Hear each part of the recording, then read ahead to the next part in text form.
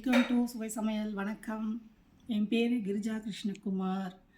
இன்றைக்கி நாங்கள் புது சேனல்ஸில் நான் பண்ணுற ரெசிபீஸ் உங்களுக்கு பிடிச்சிருந்ததுன்னா லைக் பண்ணுங்கள், ஷேர் பண்ணுங்கள், சப்ஸ்கிரைப் பண்ணுங்கள். வாங்க இன்றைக்கி நம்ம முதல்ல என்ன ரெசிபி பண்ண போகிறோன்றதை பார்க்கலாம். வாங்க இப்போ நம்ம ஸ்டார்ட் பண்ண போகிறோம். என்ன பண்ண போகிறோம் சொல்லிட்டேன். கடலை மாவு லட்டு பண்ண போகிறோம். அதுக்கு தேவையான பொருட்கள் என்னன்னு இப்போ பார்க்கலாம். இதில் பார்த்தீங்கன்னா ரொம்ப மெஷர்மெண்ட்டு ரொம்ப முக்கியம்.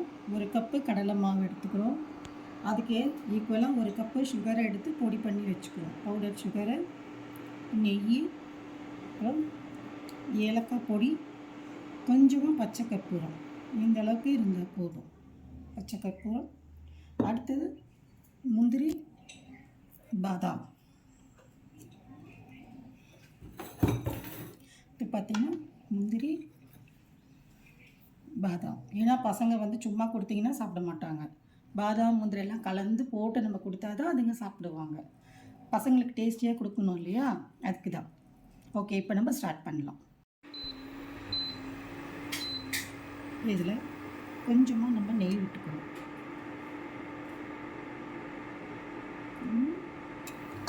2 டீஸ்பூன் அளவு நெய் விட்டால் போதும். அதில் ஃபஸ்ட்டு நம்ம பாதாம், அடுத்தது முந்திரி, இது ரெண்டுத்தையும் போட்டு நம்ம நல்லா ரோஸ்ட் பண்ணிக்கலாம். சிம்மில் வச்சு ரோஸ்ட் பண்ணுங்க. ரொம்ப ஹை ஃப்ளேமில் வச்சிங்கனாக்கா கரிச்சு போயிடும். கரிச்சு போயிட்டு நல்லா இருக்காது.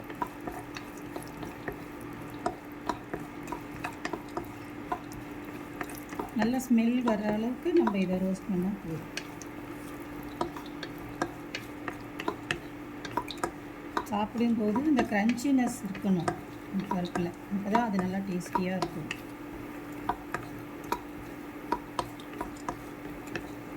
வச்சு வறுக்கணும்ப்பா, இல்லைன்னா செவந்து போயிடும். செவக்கணும், ஆனால் கரிஞ்சு போகக்கூடாது. இப்படி நல்லா அப்படியே அழுத்தி விட்டுட்டு வறுத்துக்கோங்க. இல்லைன்னா மாதிரி உருண்டையாக இருக்கும்.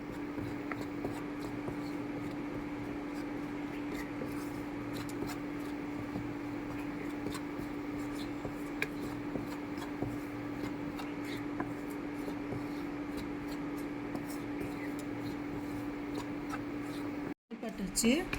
இதை நம்ம ஒரு பவுலில் மாற்றிக்கலாம்.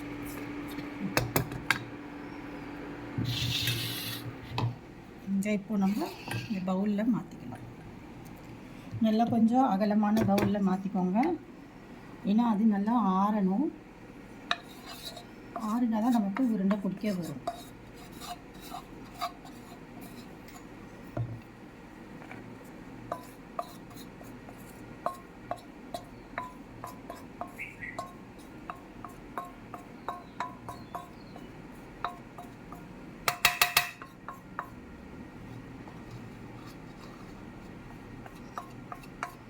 கொஞ்சம் நல்லா ஆறணும். இப்படி நல்லா கையில் இப்போது நல்லா அந்த மாவு ஆறிடுச்சு. இங்கே பாருங்கள், எல்லாம் அந்த கட்டியெல்லாம் நல்லா உடச்சி விட்டுட்டு இதுவாகிடுச்சு. ஏன்னா சூட்டோடு இந்த மாவில் இந்த சுகரை போட்டோம்னா மெல்ட் ஆயிரும். ஏன்னா நம்ம பொடி பண்ணி வச்சுருக்கோம் சுகரை. 1 கப்பு மாவு 1 கப்பு சர்க்கரை எடுத்தோம். சுகர் போடக்கூடாது, அதை பொடி பண்ணிக்கணும். இதோட அளவே 1 கப்பு மாவுக்கு 1 கப்பு சர்க்கரை. அதை பொடி பண்ணிவிட்டு எவ்வளோ குவான்டிட்டி கொஞ்சம் ஜாஸ்தி வரும், ஆனால் அது அப்படியே அதில் ஆட் பண்ணிக்கோங்க. இப்போ இது நல்லா ஆறிடுச்சு. நல்லா ஆறின பிறகு தான் இந்த சுகர் பவுட்ரு இதில் சேர்க்கணும். இல்லைன்னா அது மெல்ட் ஆக ஆரம்பிச்சிடும். கொஞ்சம் கொஞ்சமாக நம்ம சேர்த்துட்டு கலந்து விட்டுக்கலாம்.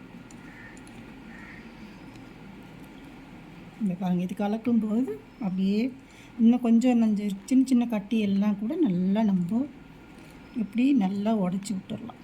உடச்சி விட்டுட்டு நல்லா கலக்கணும். நல்லா கலந்துட்டோம்.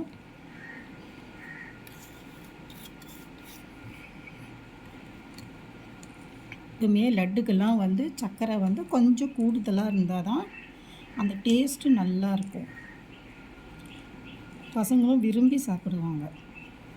அதுக்கு தான் இதை சேர்க்கறது.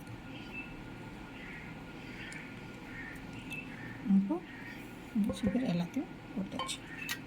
போட்டு நல்லா கலந்து விட்டாச்சு. இது கூடவே நம்ம இந்த ஏலக்காய் பொடி சேர்த்துக்கலாம். கொஞ்சோண்டு பச்சை கற்பூரம் தெரியுதா உங்களுக்கு? கொஞ்சோண்டு இவ்வளோ தான் போடணும். இதில் பாதி போட்டால் கூட போதும். ஏன்னா இதோட ஸ்மெல்லு வந்து ரொம்ப அதிகமாக இருக்கும். அப்படியே நல்லா அப்படி பொடிச்சோம்னா அப்படி பொடியாகிடும். பொடிச்சு போட்டுட்டு இந்த ஏலக்காய் பொடி, இது 1 ஸ்பூன் ஏலக்காய் பொடி அப்படியே தூவிட்டு நல்லா பெரட்டி விட்டுட்டு, நல்லா பெரட்டி விடுங்க. அந்த ஏலக்காய் பொடி பச்சை கற்பூரம் எல்லாம் நல்லா மிக்ஸ் ஆகணும் எல்லாத்துலேயும். இப்போ நல்லா மிக்ஸ் பண்ணியாச்சு. இப்போது வறுத்த பாதாம் முந்திரி இதில் ஆட் பண்ணிக்கலாம். ஆட் பண்ணிவிட்டு அதையும் நல்லா எல்லா இடத்துலையும் அந்த பாதாம் முந்திரி இருக்கணும். இப்போ நல்லா பெரட்டியாச்சு. இப்போ இது வந்து உருண்டை இது பாருங்கள். இப்போ நான் நார்மலாக உங்களுக்கு பதம் காமிக்கிறேன். இப்போது நல்லா இந்த மாதிரி பெரட்டி விட்டாச்சு. இதில் நெய்யை வந்து கொஞ்சம் கொஞ்சமாக விட்டுக்கணும். நெய்யை வந்து சூட்டோடு எதையுமே சூட்டோடு ஊற்றிடக்கூடாது. சூட்டோடு ஊற்றினா சுகர் மெல்ட் ஆகிடும். அதே நெய்யையுமே நல்லா உருக்கிட்டு ஆற வச்சுட்டு அப்புறமா இதில் ஊற்றணும். ஊற்றிட்டு இப்படி நல்லா பிணைஞ்சி விட்டுருங்க. இப்போ பாருங்கள், நல்லா உருண்டை பிடிக்கிறது அதுவே தன்னால் நல்லா பிறண்டு வருது பாருங்கள். இந்த மாதிரி நல்லா பிறண்டு வரும். இந்த மாதிரி ஃபுல்லாக அந்த நெய் வந்து எல்லா மாவுலேயும் நல்லா அந்த நெய் வந்து நல்லா கலக்கணும். கலந்துட்ட பிறகு நல்லா கலந்துருச்சு. இப்போ நம்ம உருண்டை பிடிச்சி பார்க்கலாம். பாருங்கள், இப்போ பாருங்கள் உருண்டை பிடிச்சோன்னு நல்லா வருது. இப்போது நல்லா வரணும்னு இந்த மாதிரி கையை வச்சுட்டு நல்லா அப்படி அழுத்தி பிடிச்சிங்கன்னா உருண்டை நல்லா வந்துடும். பிகினர்ஸ் யாராவது பண்ணுறீங்க, இந்த மாதிரி பண்ண வரலை அப்படின்னு சொன்னாக்கா ஒன்றும் ப்ராப்ளம் இல்லை. இன்னும் கொஞ்சம் நெய் விட்டு பசஞ்சிங்கன்னா அழகாக பிடிக்க வந்துடும். இப்போது வச்சிடலாம். இப்போ இன்னும் கொஞ்சம் நெய் விட்டு நான் காமிக்கிறேன் பிகினர்ஸ்க்கு எப்படி இருக்குன்னு பாருங்கள். கொஞ்சம் நெய் விட்டுட்டு செஞ்சிங்கன்னா நல்லா வந்துடும்.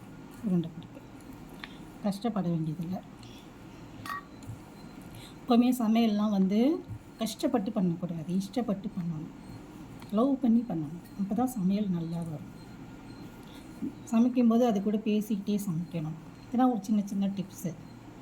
நீங்கள் சமைக்கும்போது ஒரு சாம்பார் வைக்கிறீங்க சிம்பிளாக அப்படின்னா கூட அதில் நீங்கள் என்ன சொல்லணும், இங்கே பாரு, இன்றைக்கி நான் என் ஹஸ்பண்ட்காகவும் என் குழந்தைங்களுக்காகவும் நான் ரொம்ப ஆசையாக சமைக்கிறேன், நீ ரொம்ப நல்லா வரணும் அப்படின்னு சொல்லிவிட்டு அது கூட பேசிக்கிட்டு, நீ என்னோடய ஃப்ரெண்டு அப்படின்னு சொல்லி அதோட பேசிக்கிட்டே நீங்கள் பண்ணிங்கனாக்கா சூப்பராக வரும். இப்போ பாருங்கள், இப்போ இன்னும் கொஞ்சம் நெய் வைக்கணும்.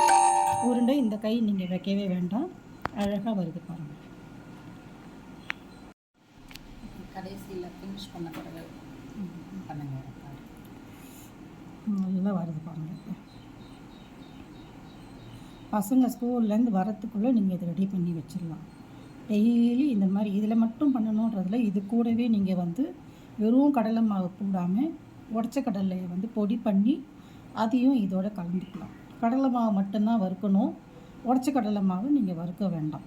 அது கூட இன்னும் கொஞ்சம் ப்ரோட்டீன் ரிச்சாக வேணும் அப்படின்னு நீங்கள் யோசிச்சிங்கனாக்கா பச்சை பயிறு இருக்குது இல்லைங்களா, முழு பயிறு, அதையும் வந்து நல்லா ரோஸ்ட் பண்ணிவிட்டு மிக்சியில் நல்லா பொடி பண்ணிவிட்டு ஜலிச்சு அந்த மாவையும் இதோடு சேர்த்துக்கலாம். இப்போ நான் வந்து இதில் என்னென்ன பண்ணலான்னு சொல்லிட்டேன். இன்னும் உங்களுக்கு ஏதாச்சும் புதுசாக ஏதாவது ரெசிபி வேணும், எனக்கு இந்த ரெசிபி வேணும்க்கா, எனக்கு இந்த மாதிரி செஞ்சு காட்டுங்க வேணும் அப்படின்னு சொன்னிங்கன்னா இதை நீங்கள் பார்த்துட்டு நல்லா லைக் பண்ணுங்கள், எனக்கு ஷேர் பண்ணுங்கள், கமெண்ட் பண்ணுங்கள். ஓகே,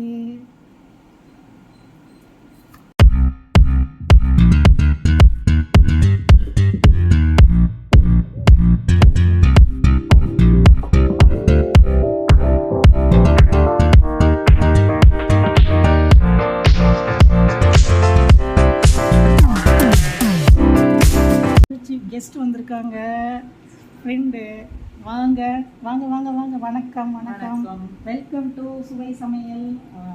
வாங்க, டேஸ்ட் பண்ணி எப்படி இருக்குன்னு சொல்லுங்க.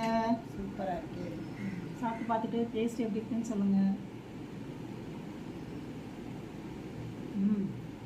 Very nice. சூப்பர். நல்லாக்கா? தேங்க்யூ. இப்போ பார்த்துட்டு ரொம்ப நல்லா இருக்குது அப்படின்னு சொல்லியிருக்காங்க. ஸோ இது எல்லாருக்குமே பிடிச்ச ஒரு டிஷ்ஷு. ஸ்வீட்டு தான் பிடிக்காத ஆளுங்களே கிடையாது.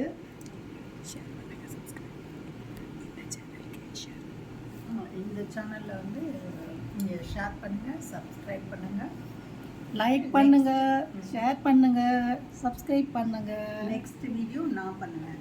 ஆமாம், மோட்டிவேட். நெக்ஸ்ட் வீடியோ இவங்க என்னோட ஃப்ரெண்டு தான். இவங்க போட போகிறாங்க நெக்ஸ்ட் வீடியோ. என்னங்கிறத வெயிட் பண்ணி பார்ப்போம். நானும் ஈகராக வெயிட் பண்ணிட்டு இருக்கேன். அடுத்தது என்ன வரப்போகுது, இவங்க என்ன ஸ்பெஷலாக கொடுக்க போகிறாங்கன்னு சொல்லிட்டு நானும் ரொம்ப ஈகராக வெயிட் பண்ணிட்டு இருக்கேன். பார்ப்போம். ஓகே, இது பிடிச்சிருந்ததுன்னா லைக் பண்ணுங்கள், ஷேர் பண்ணுங்கள், சப்ஸ்கிரைப் பண்ணுங்கள். நன்றி. என்னோட நேம் வந்து ஆஷா தேவி.